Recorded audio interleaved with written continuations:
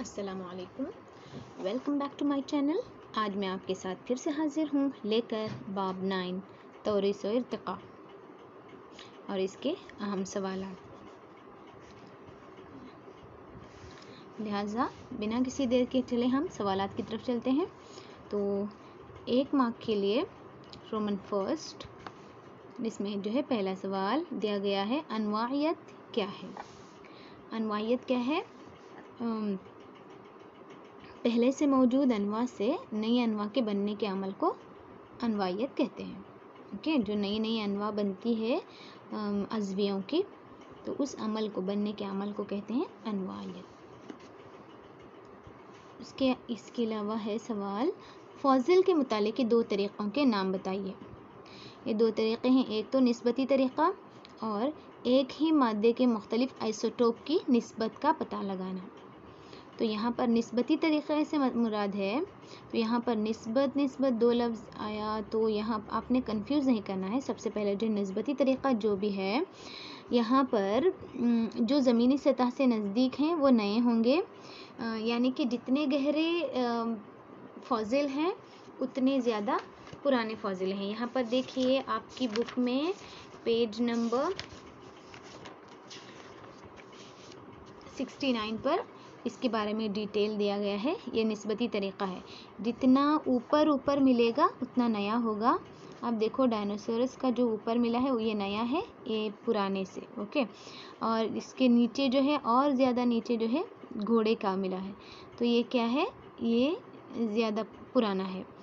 तो जितना ऊपर होगा उतना पुराना, सॉरी, ये देखिए घोड़े का ऊपर मिला है, तो यहाँ पर सबसे नीचे जो है जितने कुछ है, जो भी फ़ाज़िल दिखाई दे रहे हैं वो सबसे पुराने, डायनासोरस का स्कल और घोड़े का जो है हड्डी का ढांचा वगैरह जो भी दिखाई दे रहे हैं, जितने ऊपर हैं उतने नए, जितने गहरे हैं उतने पुराने। इसके कहते हैं निस्बती तरीक़ा। और सेकेंड जो तरीक़ा है, एक ही मादे के मुख्तलिफ़ आइसोटोप की निस्बत का पता लगाना। तो ये जो है फ़ाज़िल की उम्र बताने का दूसरा तरीक़ा है। तो ये जो है रेडियो एक्टिव कार्बन के इस्तेमाल से जो है उस फ़ाज़िली मादे जो भी हासिल होता है उसकी हाफ़ लाइफ मालूम की जाती है, और उसकी हाफ़ लाइफ के ज़रिए अंदाज़ा लगाया जाता है कि ये फ़ाज़िल कितना पुराना है। तो ये रेडियो एक्टिव कार्बन के ज़रिए किया जाता है ये वाला तरीक़ा। और ये जो है सिंपल खुदाई से, जितना नीचे उतना पुराना। ओके, इसके अलावा अगला सवाल है, तग़य्युरात क्या हैं। वालिदैन और नई नस्ल के दरमियान खुसूसियात जो होती हैं उनमें फ़र्क, खुसूसियात में फ़र्क को क्या कहते हैं, तग़य्युरात कहते हैं। तग़य्युरात क्या है, वालिदैन और नई नस्ल के दरमियान खुसूसियात में फ़र्क। इसके अलावा अगला सवाल, जीन्स क्या हैं। ओके, ये लफ्ज़ है जीन्स, GENES, इस तरह से आता है जीन्स। ओके, तो ये जीन्स क्या है, तौरीसी इकाई जो वालिदैन से अगली नस्ल में खुसूसियात को मुंतकिल करती है, इसे हम कहते हैं जीन्स। ओके, जीन्स क्या है, खुसूसियात का एक कैरियर है, खुसूसियात को मुंतकिल करने का एक ज़रिया, एक ऐसी तौरीसी इकाई जो वालिदैन से उनकी पीढ़ी में, उनके औलाद में जो है खुसूसियात को मुंतकिल करती है। जीनी बहाव किसे कहते हैं?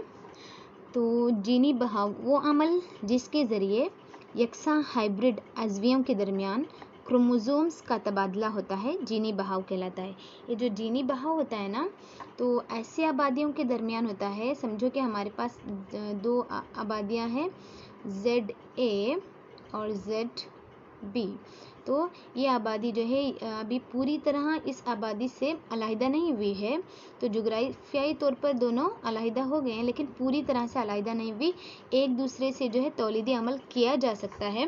तो यहाँ पर जीनी बहाव होता है, वो अमल जिसके ज़रिए यकसा हाइब्रिड, मतलब ऐसी आबादियाँ जो पूरी तरह अलहदा नहीं हुई, यकसा हाइब्रिड के अज़वियों के दरमियान क्रोमोसोम्स का तबादला होता है, तो उसे हम कहते हैं जीनी बहाव। तो उस इत्तलाई साइंस का नाम बताइए जो खुलियों में प्रोटीन बनाने के लिए इस्तेमाल की जाती है। तो खुलवी डीएनए जो है खुलियों में प्रोटीन बनाने का के लिए इत्तलाई ज़रिया है या फिर ज़रिए इत्तला है। ओके, तो नेक्स्ट क्वेश्चन, इर्तिका की बुनियाद पर शनाख्त की गई इंसानी नस्लों के नाम बताइए। तो इर्तिका की बुनियाद पर इंसानी नस्लों की जो शनाख्त की गई, पीले, सियाह फाम, सफ़ेद और भूरे, पहले जो है इनको अलग अलग अनवा समझा गया था, लेकिन बाद में जो है साइंसदानों के, हयातियात दानों के उन्होंने जो भी मुशाहिदा किया उसके ज़रिए मालूम हुआ कि तमाम इंसान जो है, चाहे काले हों, गोरे हों, सफ़ेद, भूरे, जो भी हों, सब जो है एक ही अनवा से ताल्लुक़ रखते हैं। ओके, तो ये क्या है, इर्तिका की बुनियाद पर जो शनाख्त की गई थी ये इंसानी नस्ल हैं, पीले, सियाह फाम, सफ़ेद और भूरे। तो इंसानी नौ के इब्तिदाई रुकन का नाम बताइए। तो इब्तिदाई रुकन कौन सा था? होमो सेपियंस, जो आज भी है। ओके, होमो सेपियंस ये इंसान का साइंसी नाम है। जब हम साइंसी नाम को अंग्रेज़ी में लिखते हैं, इंग्लिश में लिखते हैं, तो यहाँ पर फर्स्ट का जो होमो का फर्स्ट लेटर कैपिटल आना है और सेपियंस का जो है फर्स्ट लेटर स्मॉल आना है, और इसको हमने अंडरलाइन करना है। ओके, क्योंकि ये साइंसी नाम है ना, इस तरह से। तो इसके बारे में आप 9th स्टैंडर्ड में पढ़ चुके हो। तो यहाँ पर अभी सेकेंड रोमन जो कि 2 मार्क के सवालात हैं, यहाँ पर पूछा गया है सबसे पहले, जीनियाती इन्हिराफ क्या है? तो जीनियाती इन्हिराफ छोटी आबादियों में कुदरती हादसात की वजह से, छोटी आबादियों में कुदरती हादसात की वजह से आबादियों में कुछ जीनी तवातुर तब्दील हो सकता है। जीनी तवातुर जो है थोड़ा बहुत तब्दील हो सकता है, जो कि अनवा में बग़ैर मुताबिकत के तग़य्युरात पैदा करते हैं। ऐसे तग़य्युरात पैदा करते हैं जो मुताबिकत नहीं रखते, जो अनवा से मुताबिकत नहीं रखते, माहौल से मुताबिकत नहीं रखते। तो कभी कभी ये जीनियाती इन्हिराफ बहुत शदीद होता है, और कभी कभी जो है इतना शदीद होता है कि अज़वियों को मार देता है, और कभी कभी ये जीनियाती इन्हिराफ बहुत ही ज़्यादा फ़ायदेमंद होता है। तो आपने याद रखना है, छोटी आबादियों में कुदरती हादसात की वजह से आबादियों में कुछ जीनी तवातुर तब्दील हो सकता है, जो कि नू में बग़ैर मुताबिकत के पैदा करते हैं।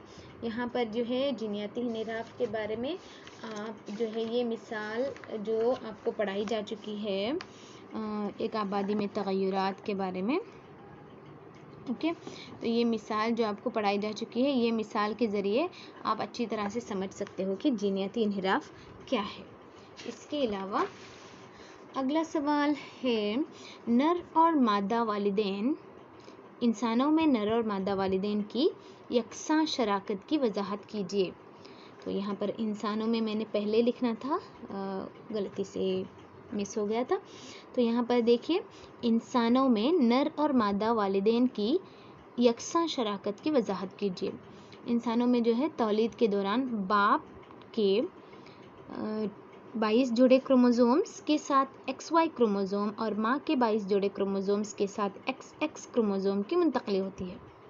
याद रखिए, यहाँ बाप जो कि नर होता है 22 जोड़े क्रोमोसोम के साथ XY क्रोमोसोम, और माँ जो कि मादा होती है 22 जोड़े क्रोमोसोम्स के साथ XX क्रोमोसोम की मुंतकली होती है।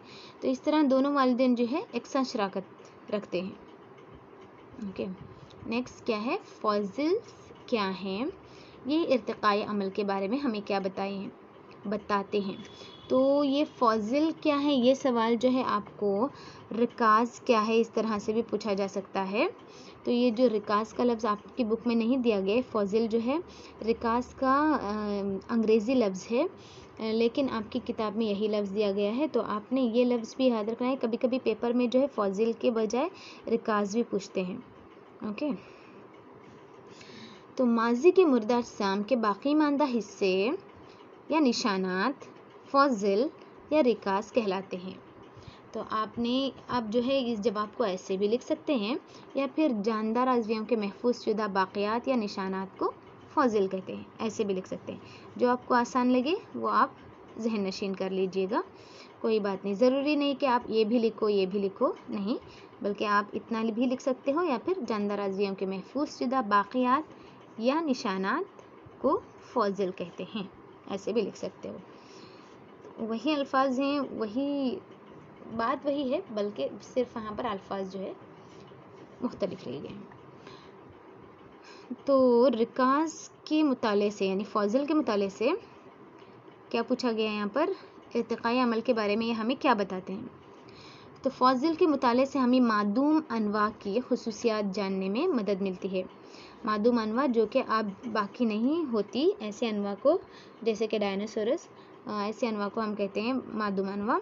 तो मादूम अनवा के जो है खुसूसियात को जानने में मदद मिलती है, वो कैसे होंगे, कितने बड़े, कैसे उनका जो है बॉडी स्ट्रक्चर कैसा है, वगैरह वगैरह सारे जो है, हालांकि हमने नहीं देखा डायनासोरस को, फिर भी हम जानते हैं राइट कि वो कैसे हैं।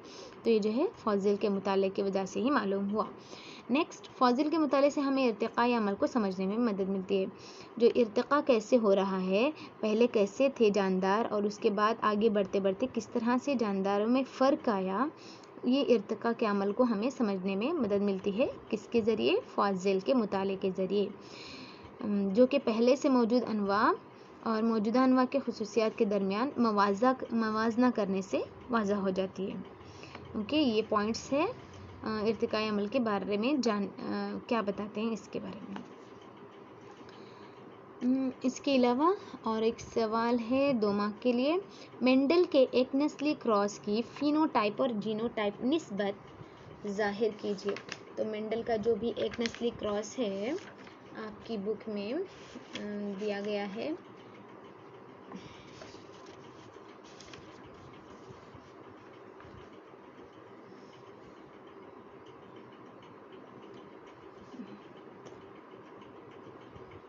पेज नंबर 58 पर। ओके, तो पेज नंबर 58 पर जो ये दिया गया है ना, तो 3 लंबे पौधे हैं यहाँ पर, है ना। तो 3 लंबे पौधे हैं और एक बोना पौधा है। तो ये हो गया फिनोटाइप, यानी ज़ाहिरी तौर पर नज़र आने वाला फिनोटाइप, लंबा लंबा लंबा बोना। और जीनोटाइप मतलब यहाँ पर देखिए, एक कैपिटल टी वाला है, 2 हैं कैपिटल टी स्मॉल टी और एक है स्मॉल टी। तो इस तरह से क्या है कि जीनोटाइप निस्बत क्या हुई, यहाँ पर 3 लंबा और एक बोना। ओके, और यहाँ पर कैपिटल टी एक, कैपिटल टी 2 और स्मॉल टी एक। ओके, जीनोटाइप मतलब अंदरूनी होता है, अंदर से जो फ़र्क नज़र आता है, मालूम किया जाता है, उसको कहते हैं जीनोटाइप। और फिनोटाइप जो है बाहरी खुसूसियात होती है। तो फिनोटाइप निस्बत है 3:1, 3:1, और जीनोटाइप निस्बत है 1:2:1। इसके अलावा नई अनवा की इब्तिदा के लिए ज़िम्मेदार खुसूसियात कौन सी है? नई अनवा की इब्तिदा के लिए ज़िम्मेदार खुसूसियात हैं जीनी बहाव और कुदरती इंतखाब, नंबर 1। नंबर 2 है क्रोमोज़ोम की तादाद में तब्दीली, और नंबर 3 जो है जुग्राफियाई अलहदगी के बाद आबादी दूसरी आबादी से तौलीद अमल नहीं कर पाती। मतलब जब जुग्राफियाई अलहदगी होती है तो क्या होता है, ये जो 2 आबादियाँ अलग हो गई तो इनके दरमियान जो है तौलीदी अमल नहीं हो सकता, क्योंकि इनके जो है क्रोमोज़ोम की तादाद में तब्दीली आती है। इस वजह से ये दोनों जो है आपस में जिनसी इख्तिलात नहीं कर सकते, सिनफी तौलीद नहीं कर सकते। ओके, तो ये हो गए नई अनवा की इब्तिदा के लिए ज़िम्मेदार खुसूसियत। नेक्स्ट क्वेश्चन, अज़्विये जो गैर सिनफी तौलीद अमल करते हैं एक दूसरे से बहुत कम तगय्युरात दिखाते हैं, क्यों? क्योंकि गैर सिनफी तौलीद अमल करने वाले अज़्वियों में 2 मुख्तलिफ अफराद के जिन्स का इख्तिलात नहीं होता। गैर सिनफी अमल क्या है, एक ही फ़र्द के ज़रिए होती है, इस वजह से तगय्युरात बेहद कम होते हैं। इसकी मिसाल जो है आपको अपनी बुक में पेज नंबर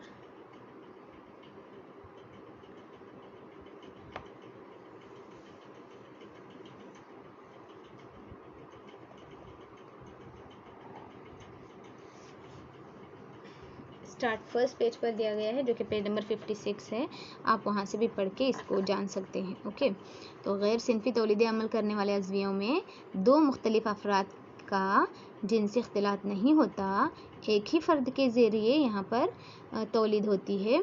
इस वजह से जो है तगय्युरात बेहद कम होते हैं, जैसे वालिदैन वैसे ही नस्ल होती है। तो नेक्स्ट क्वेश्चन है, जिंदा अजसाम गैर नामियाती मादों से बने हैं, कैसे? अपने जवाब का जवाब पेश करें। तो माजी में जो है मुश्तरक आबा व अजदाद की तफ्तीश से, मुश्तरक आबा व अजदाद की तफ्तीश से हमें ये तसव्वुर होता है कि कहीं ना कहीं पिछले वक्तों में जिंदा अजसाम गैर नामियाती मादों से बने हैं। तो माजी में जो है, माजी में मुश्तरक आबा व अजदाद की तफ्तीश जब की गई थी, जैसे कि परिंदों और डायनासोरस वगैरह में क्या चीज़ें मुश्तरक है। आर्कियोप्टेरिक्स के भी पर होते थे, हालांकि वो उड़ता नहीं था, लेकिन कौवा जो है उड़ता है, कौवे के पर हैं। तो इस तरह जो है मुश्तरक आबा व अजदाद की तफ्तीश की गई, तो इससे ये तसव्वुर आया कि कहीं ना कहीं पिछले वक्तों में जिंदा अजसाम गैर नामियाती मादों से बने हैं। बहुत ही पीछे वक्तों में अगर हम जाते जाएंगे तो हमें इस बात का पता चलेगा। तो नेक्स्ट क्या है, इर्तिकाई रिश्ते की तफ्तीश में इस्तेमाल होने वाले आलात कौन से हैं? ये जो है बहुत बार पूछे जाने वाला सवाल है, बार बार पूछा जाता है।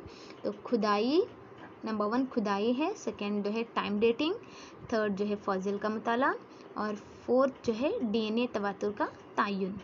ओके, ये 4 पॉइंट्स हैं, 4 आलात का इस्तेमाल, 4 तरीके, मतलब 4 आलात या फिर 4 तरीके सेम है। तो इर्तिकाई रिश्ते की तफ्तीश में इस्तेमाल होने वाले तरीक़े खुदाई, टाइम डेटिंग, फॉजिल का मुताला और डीएनए तवातुर का तयन, ये 4 हैं। ओके,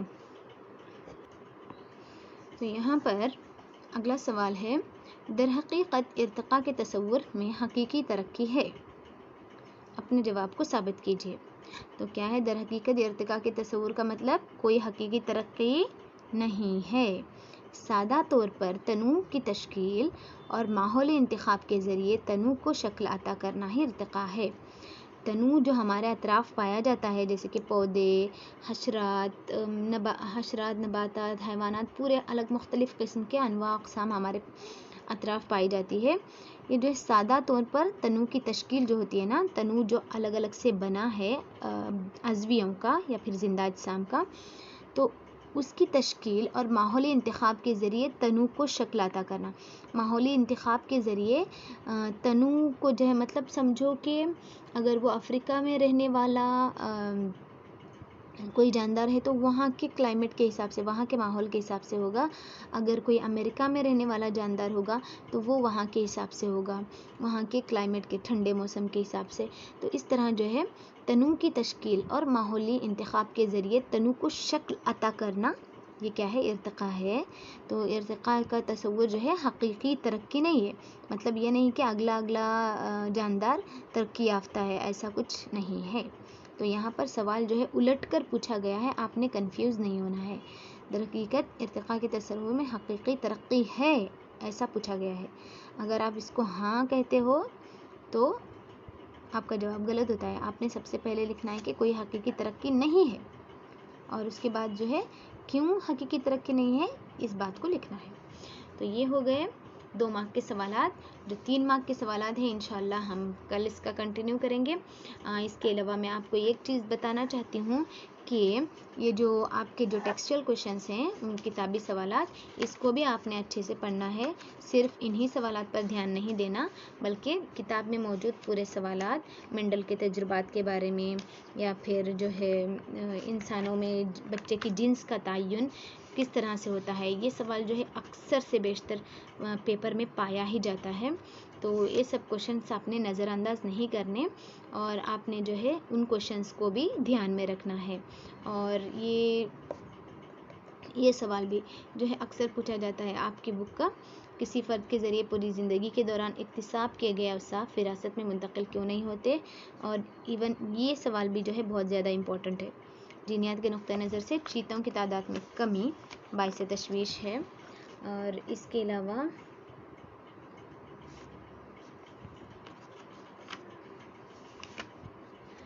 जो पीछे एक सवाल दिया गया था, यहाँ देखिए, नई अनवा की इब्तिदा के लिए ज़िम्मेदार खुसूसियात कौन सी हैं। तो ये सवाल और ये सवाल जो है सेम है इस तरह से कौन से अवामिल अनवा की तश्कील की तरफ ले जाएंगे। तो ये और वो सवाल जो है आपने एक ही जवाब के हिसाब से आप सवालात के लिए रेडी रहना है। ओके, और जो है बाकी बहुत से सवालात हैं, आप पहले जो है अल्हम्दुलिल्लाह आप पढ़ चुके हो, मैं जानती हूँ, फिर भी जो है अपनी बुक के जो सवालात हैं उस पर भी पूरा ध्यान दीजिएगा। ऐसा नहीं है कि जो सवालात मैं यहाँ पर एक्सप्लेन कर रही हूँ वही इम्पोर्टेंट है, ऐसा नहीं है, ये भी इम्पोर्टेंट है, वो भी इम्पोर्टेंट है। ये थोड़ा डिपार्टमेंट की तरफ से दिए गए, थोड़ा इसे ज़्यादा अहमियत दीजिए। ओके, तो आज के लिए इतना काफ़ी है। जज़ाकल्लाह खैर, अल्लाह हाफिज़। देखते रहिएगा ग्रीन क्रिस्टल अगले वीडियोस के लिए।